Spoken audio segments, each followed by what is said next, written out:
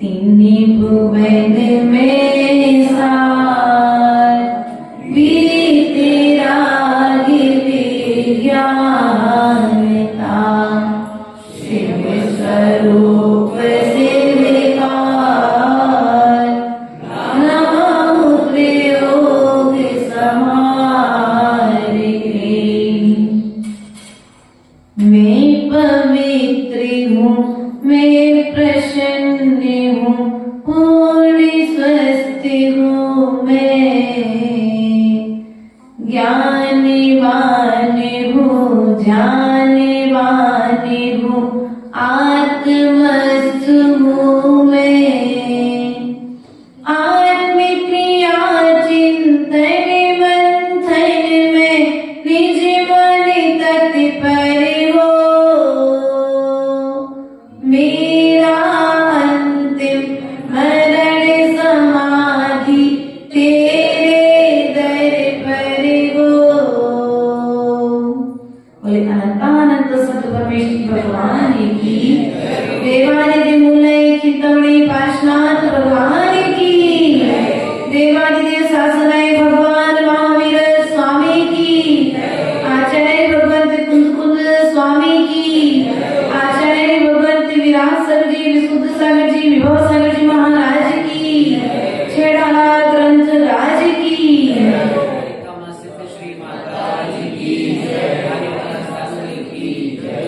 हे बंधु,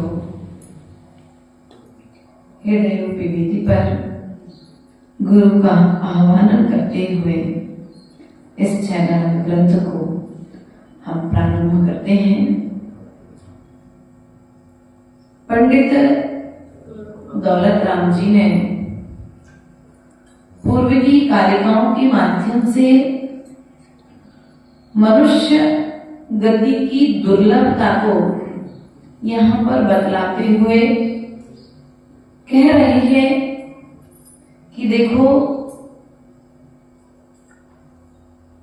जो कार्य मनुष्य गति में हो सकता है वह कार्य ना तो देवों में हो सकता है, ना वह कार्य त्रंच गति में हो सकता है, ना वह कार्य नरक गति में हो सकता है। तो वह कार्य कौन सा है? वह कार्य कौन सा है? आचार्य भगवंत कहते हैं कि वह कार्य है व्रत नियम संयम को धारण करने की यात्रा, त्याग की यात्रा।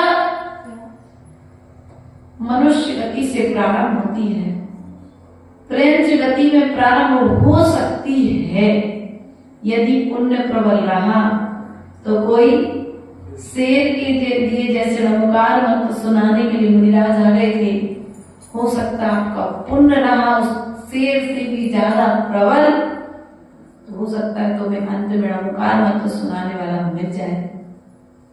लेकिन प्राय करके मनुष्य गति में ही प्राय करके ऐसा देखने में आता है। अर्थात जो कार्य मनुष्य गति में हो सकता है वह अन्य गतियों में नहीं हो सकता है।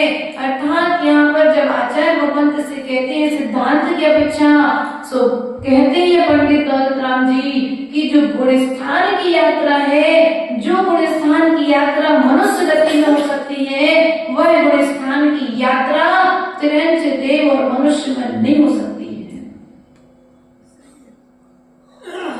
पहले गुणस्थान से पांचवें गुणस्थान तक त्रियंच भी जा सकता है भैया।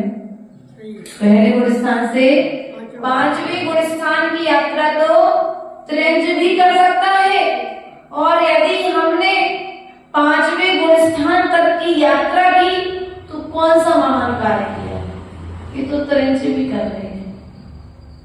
पहले गुणस्थान से चौथे गुणस्थान तक की यात्रा नरक गति का जीव कर लेता है, और यदि हमने चौथे गुणस्थान तक की यात्रा की तो कौन सा महान काम किया?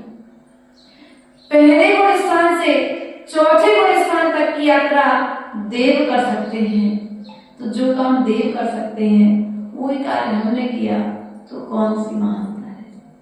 महानता तो जब है कि जब तुम मनुष्य होकर के पहले, दूसरे, तीसरे, चौथे, पांचवें गुण स्थान को पार करके 14वें गुण स्थान की यात्रा कर लो, तब तो मनुष्य पर्याय पाना सार्थक है।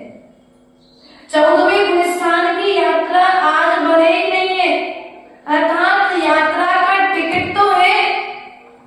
क्या टिकट तो है? व्रत संयम नियम धारण करके हम उस 14वें गुण स्थान की यात्रा तो ले सकते हैं, अर्थात टिकट तो ले सकते हैं।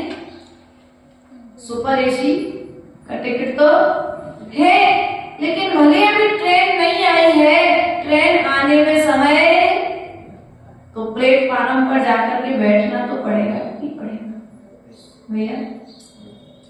सुपर एसी का टिकट मिल गया है, लेकिन ट्रेन आई नहीं है, तो मैं क्या करूंगा? कहां पर बैठकर? बोलो तो प्लेटफार्म में बैठोगे कि घर में बैठोगे? अगर टिकट तुमने ले लिया है, सुपर एसी का टिकट लिया है, तो तुम्हें उस ट्रेन का इंतजार करने के लिए आपको प्लेटफार्म तक तो जाने का पुरुषार्थ करना पड़ेगा। भले ही आज 6वें 7वें गुण स्थान से आगे जीव नहीं जा सकता है, लेकिन 6वें गुण स्थान से आगे जाने की यात्रा आज तय कर सकता है, अर्थात प्रारंभ कर सकता है। आज मोक्ष नहीं है, लेकिन मोक्ष का मार्ग है कि नहीं है? मनुष्य गति की दुर्लभता को समझिए, ये दुर्लभ मनुष्य पर्याय तुमको मिली है। माता जी यहाँ पर कह रही थी, तुमने और ढोर में, तिरंच गति के जीव में और आप में क्या अंतर है? यही अंतर है। हम तो ये कहेंगे, तुमसे ज्यादा पुण्यशाली तो वह शेर था जिसे नमोकार मंत्र सुनाने के लिए, संबोधन देने के लिए चारण कीर्तिधारी मुनिराज आ गए। और हमारा पुण्य कितना है कि नगर में मुनिराज रहे और उसके बाद भी यदि हम उनकी देशना ना सुन पाए, तो हमसे बड़ा कोई पापी जीव जिनवाणी की महिमा का ज्ञान रखना है।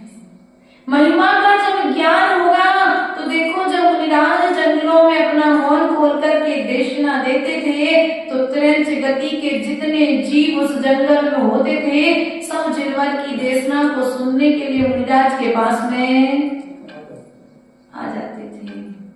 लेकिन हम मनुष्य बोलो तो विषय भोगों में, अपने आलस में, प्रमाद में इतने लीन है कि हम जिनवाणी के कक्ष तक पहुंचने का पुरुषार्थ ही,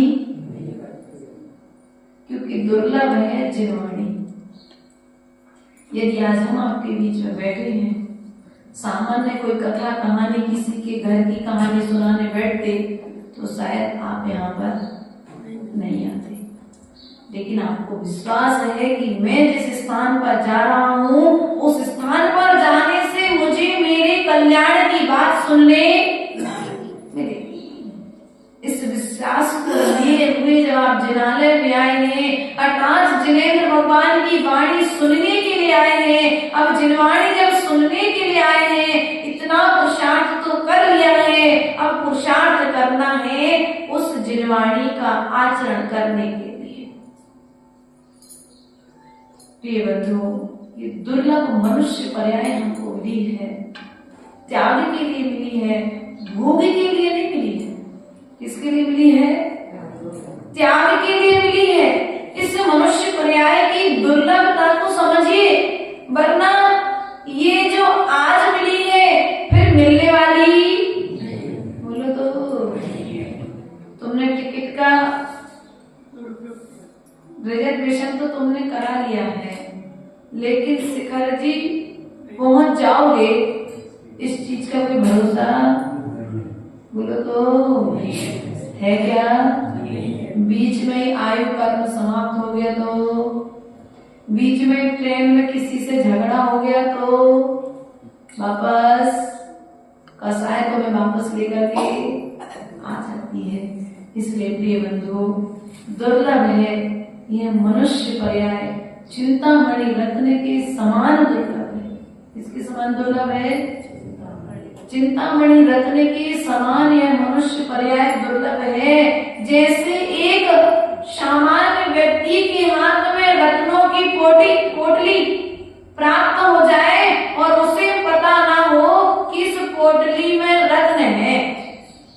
क्या हुआ, एक व्यक्ति घर से झगड़ा करके नदी किनारे जाकर के बैठ गया, और जब वह नदी किनारे जाकर के बैठा तो उसे वहीं पर कुछ रत्न पड़े थे, लेकिन उसे उस रत्नों की पहचान नहीं की। भैया शैलेश, डॉक्टर साहब, उस व्यक्ति को रत्नों की पहचान नहीं थी, तो उसने क्या किया, गुस्से में था, उसे मालूम नहीं था।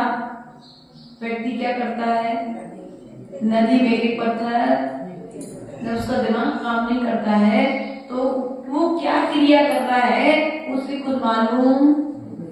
वो नदी के किनारे बैठे बैठे एक एक पत्थर समझ करके पूरे रत्नों को फेंक देता है। जब कोई दूसरा व्यक्ति आता है उन रत्नों को उठाने के लिए तो कहता है, भाई यहाँ रत्न पड़े थे, वो रत्न कहाँ गए? तो बोले, अच्छा यहाँ रत्न पड़े थे, मुझे तो पता ही नहीं था, मैंने तो पूरे रत्न पानी में क्या किए, पानी में।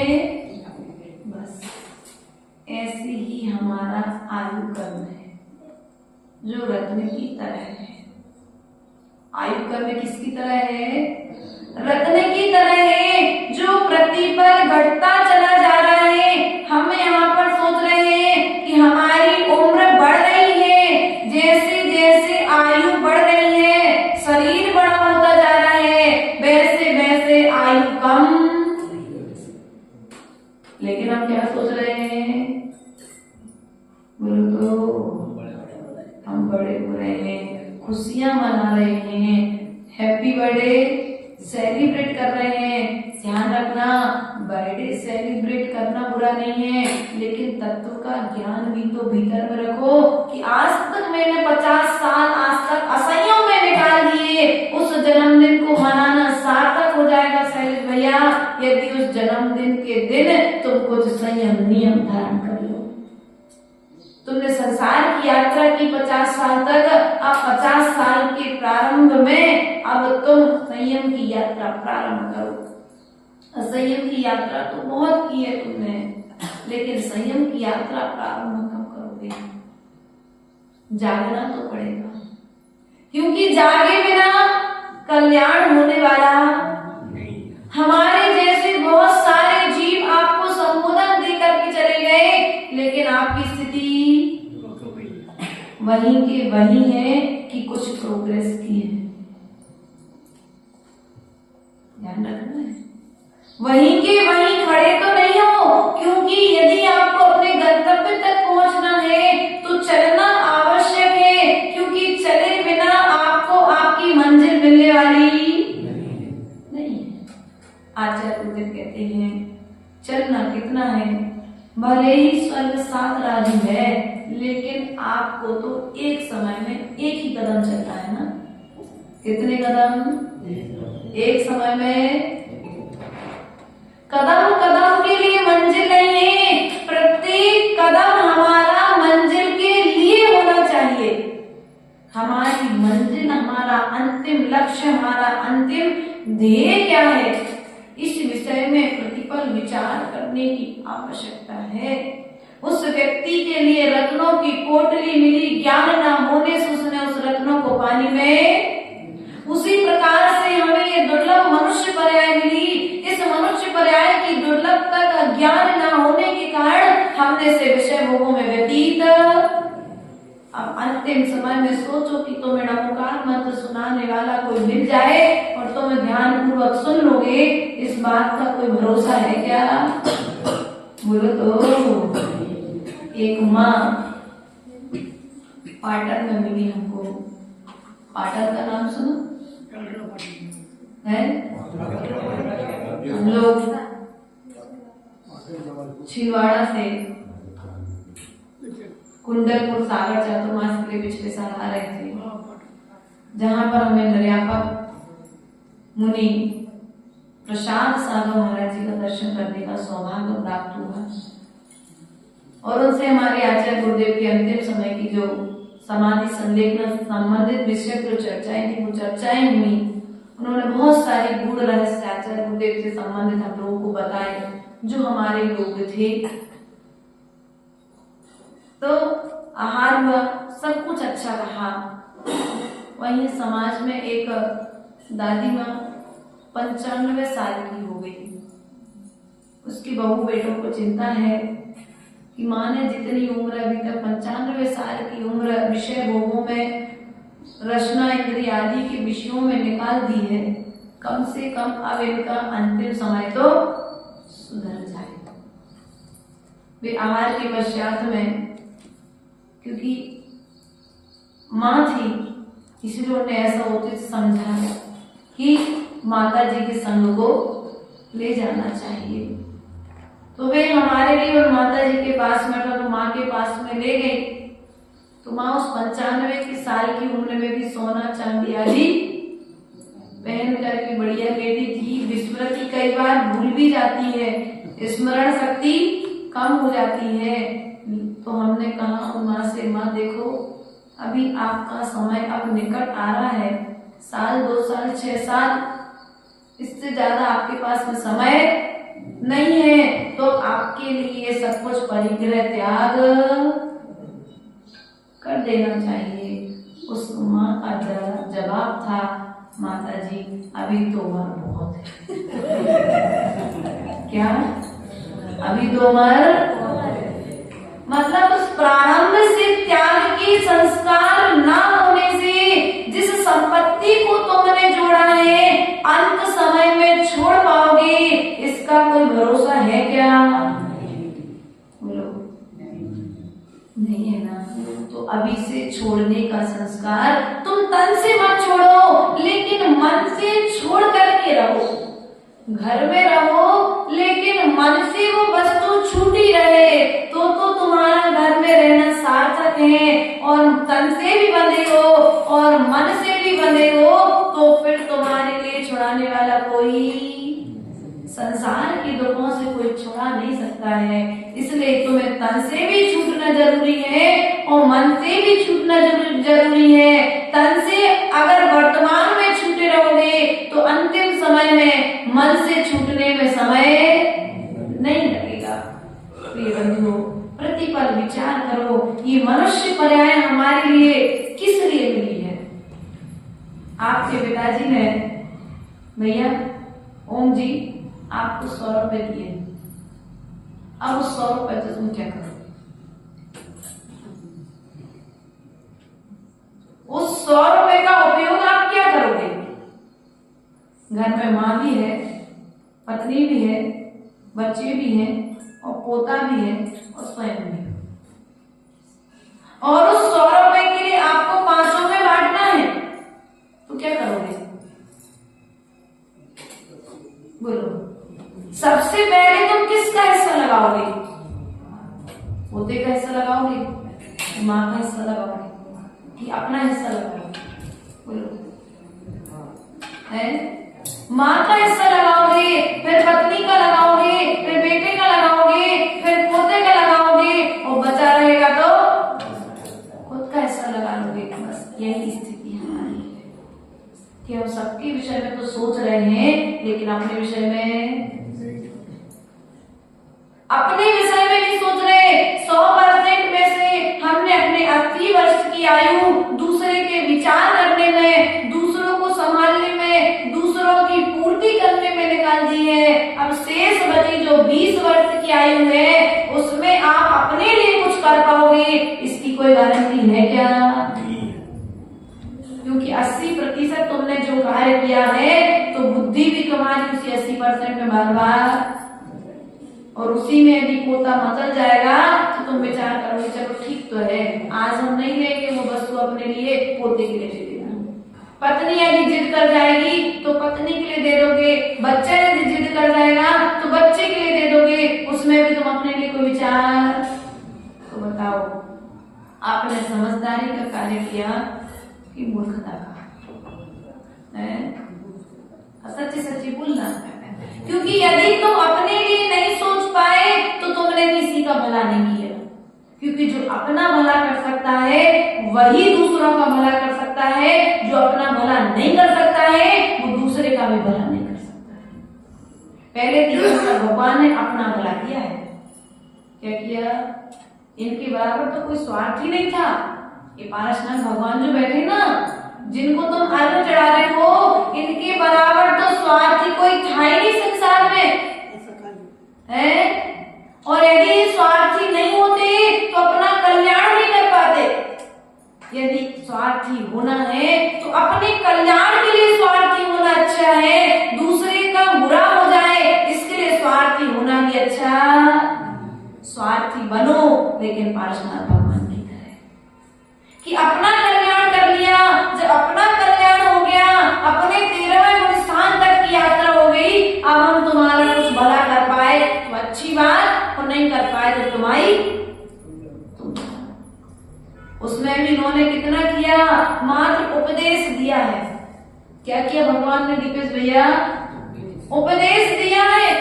उपदेश देने के बाद में यदि तुम सुधर जाओ तो ठीक, वरना हमारी तो जिंदगी सुधर गई। इसलिए प्रयास और पुरुषार्थ करो कि यदि तुम्हें अपने जीवन को सार्थक बनाना है तो घर में और परिवार में हो, यदि संबंधों को व्यवस्थित स्थापित करना है तो चिड़चिड़ करना, बार बार रोकना टोकना, क्या करना पड़ेगा?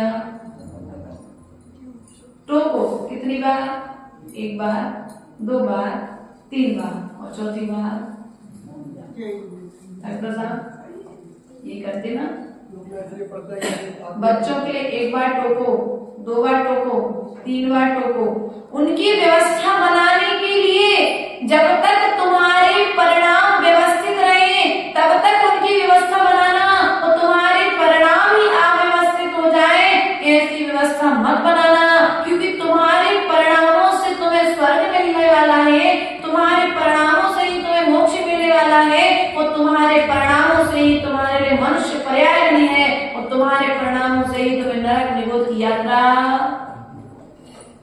अब तुम्हारे हाथ में है तुम्हारा निर्णय कि तुम्हें दूसरों का भला करते करते अपना बुरा करना है। क्या भला? भलाई करने के लिए जाओगे तो तुम्हारा भला कितना बुरा है।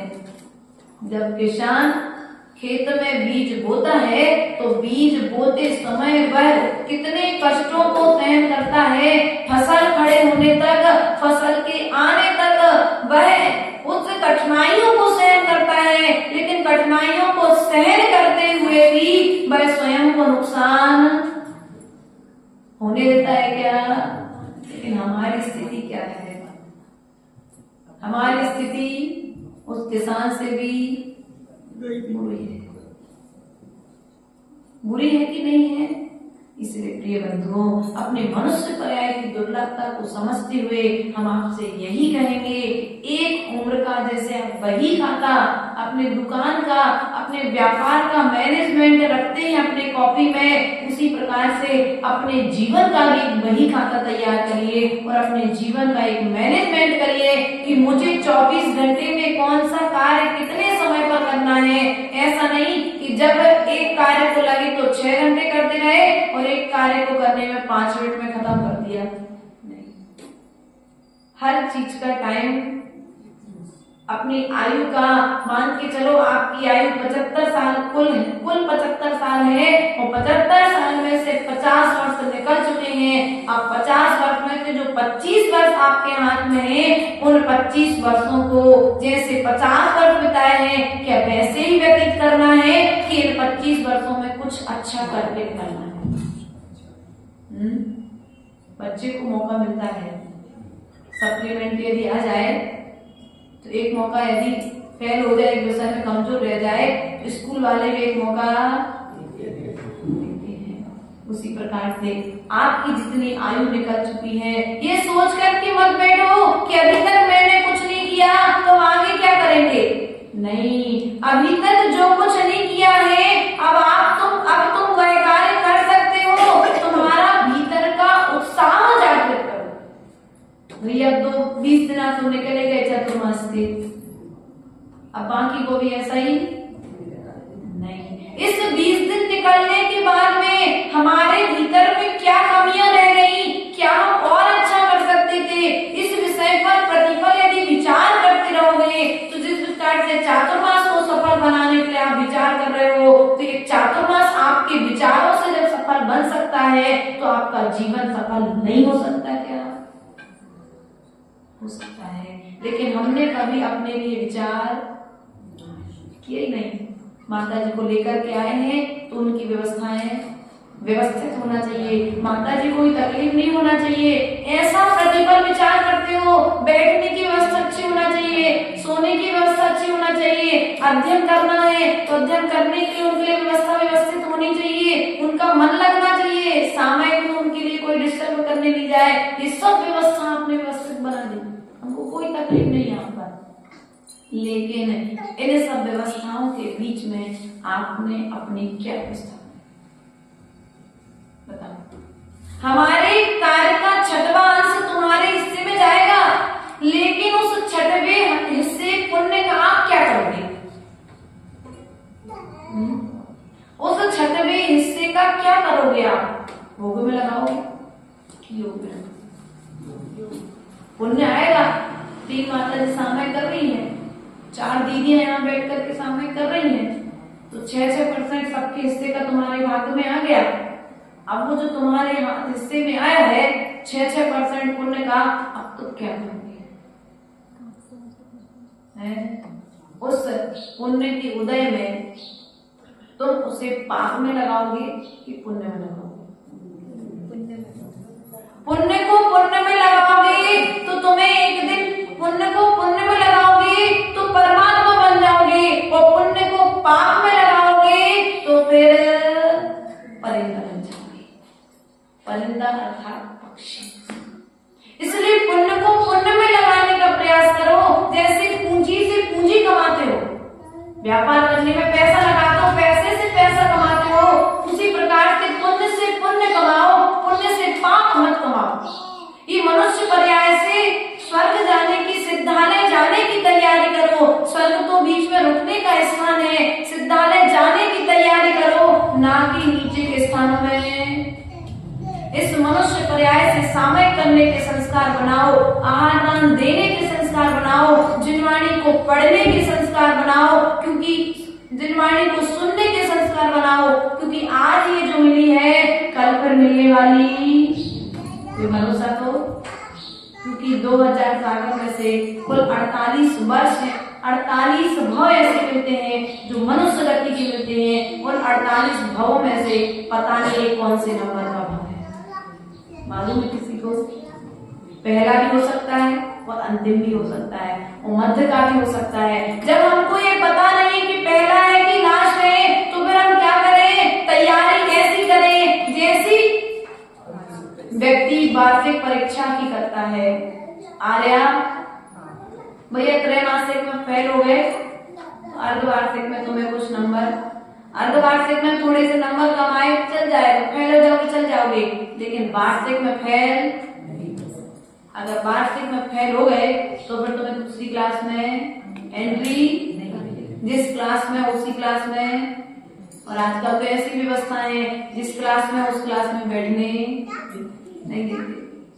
इसलिए प्रयास और पुरुषार्थ के लिए जिस प्रकार से हमने अनादिकाल से अभी तक चूकते आए हैं, अब चूकना नहीं है प्रिय बंधुओं, क्योंकि हमारा पुरुषार्थ ही हमारे कार्य को सिद्ध करेगा। कि मनुष्य पर्याय की दुर्लभता को समझो। हमें मनुष्य पर्याय में आकर के कितने संकेत मिले, संकेत मिले कि नहीं मिले पंडित जी? संकेत मिले कि नहीं मिले कि अब तुम्हारा समय निकट आ रहा है? संकेत माता जी क्या है कि आजकल 30 साल में तो बच्चों की शादी होती है 2-5 साल में बच्चे पैदा हुए। समस्या वो नहीं है पंडित जी, पंडित जी समस्या शादी नहीं है, समस्या मूल में समझिए। शादी कभी भी हो, लेकिन शादी के बाद में भी तुम जागे कि नहीं जागे? शादी के पहले तुम जागे कि नहीं जागे? तुम्हें संकेत सब तरह के मिल रहे हैं, तुम्हारे बाल सफेद हो गए, पहला संकेत मिल गया, तुमने क्या किया? बोलो तो, डाई लगा ली। आंखें कमजोर हुई सो क्या किया? दांत कमजोर हुए सो, पैर कमजोर हुए सो डंडा ले लिया। अब आजकल माता जी ने घुटना भी बदलने लगे, सीधे सीधे घुटने बदलवा लिए। अब बताओ, अभी तक तुम्हें ये ज्ञान नहीं हुआ कि ये जो 5 संकेत मिले हैं, कान कमजोर हो गए, तुमने मशीन डलवा ली, ये संकेत किस चीज के मिल रहे हैं? ये संकेत जो तुम्हारे लिए मिल रहे हैं, ये संकेत तुम्हारे लिए संकेत कर रहे हैं कि देखो भैया, अब तुम्हारा समय संसार में ज्यादा, लेकिन फिर भी हम बहरूपिया की तरह एक नया रूप तैयार करके सामने खड़े। हमें तो कुछ 80 साल का व्यक्ति भी आज जवान दिखना चाहता है। जवान दिखना चाहे तो, और जवान दिखने के लिए हर तरह को पकड़म। अब मैं ये समझ ली कि अब मैंने अपनी जिंदगी की 80 वर्ष तक बर्बाद कर दिए हैं विषय भोगों में जीते जीते, अब मुझे क्या करना चाहिए? डॉक्टर साहब ध्यान रखना, यदि तुम्हें अंतिम समय में समाधि करनी है तो अंतिम समय की तैयारी तुम्हें आज से करनी पड़ेगी, कल से नहीं, आज से। क्योंकि आज है, कल कभी आने वाला। आज तुम्हारे हाथ में है, कल का दिन तुम्हारे हाथ में रहेगा, इस बात का कोई भरोसा नहीं है ना। अमीर चंद जी, आप एक भजन गाते होंगे, हमने सुना है, दादी माता लोग गाती थी, आया बूढ़ा पचलो जाने न माने जिनवाणी की बतिया। सुना भजन? गाया कभी? गाते हो, आया बूढ़ा पचलो जाने न माने जिनवाणी की बतिया, पहला बुढ़ापा मेरे बालों से आया, पहला बुढ़ापा मेरे बालों से आया, डाई करके कालो कर डाले मेहमान जिनवाणी की बतिया, डाई करके कालो कर डालो मेहमान जिनवाणी की बतिया। दूसरा बुढ़ापा मेरी आंखों से आया, दूसरा बुढ़ापा मेरी आंखों से आया, आंखों पे चश्मा लगा डालो नेवान जिनवाणी की बतिया। ऐसे भजन है जो बुढ़ापे में लोग गाते थे, वर्तमान में भी गाते हैं, लेकिन इन वर्तमान भजनों का आध्यात्मिक रहस्य जो है वो हम आज समझ पा रहे क्या? पूरे पुराण में लोगों के भजन सुनो, एक अध्यात्म को लिए हुए होते हैं, अर्थात वे आत्मा के वे भजन आत्मा के प्रदेशों को स्पर्शित करते हैं। लेकिन हम क्या करते हैं? मात्र ताल बजाने में, कानों से सुनने में इतने मग्न हो जाते हैं कि भीतरी रहस्य तक पहुंच ही नहीं पाते हैं। तो प्रयास और पुरुषार्थ करना है हमें। आज 14वीं कारिका के माध्यम से हमने पुनः मनुष्य गति की दुर्लभता का ज्ञान करने का पुरुषार्थ किया है। विश्वास है कि आप इस मनुष्य पर्याय को बर्बाद नहीं करेंगे। एक टाइम सेट करके अपने मनुष्य गति को निश्चित ही उत्तीर्ण करते हुए आगे लेकर के जाएंगे।